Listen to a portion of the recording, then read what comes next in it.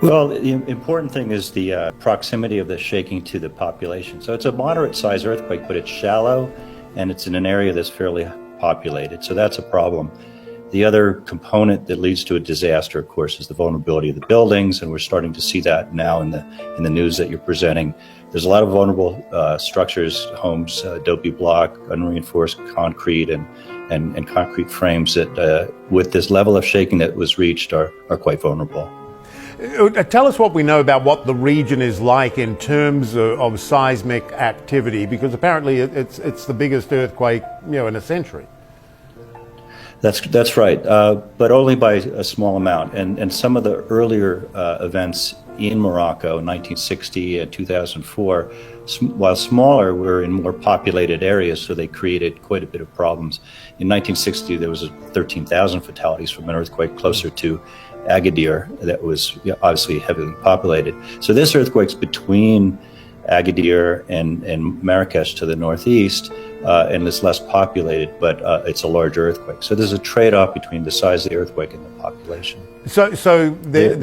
Yeah, go on. No, carry on. Well, the whole region, northern Africa, is prone to earthquakes, and historically there've been many earthquakes of this size, and depending on exactly where it is with respect to the cities, that's what leads to devastating consequences. So explain for us, the epicenter is obviously important, but also the depth of the earthquake. You said this was reasonably shallow.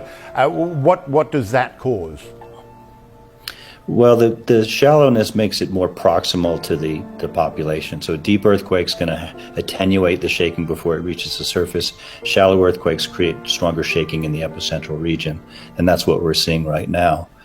So this was felt all over Morocco, into north into Spain and even Portugal, and south into Algeria. So very wide footprint of shaking. But the strongest shaking was certainly in the Atlas Mountains in the epicentral region, although we see damage in Marrakesh, which is, I think, 75 kilometers away.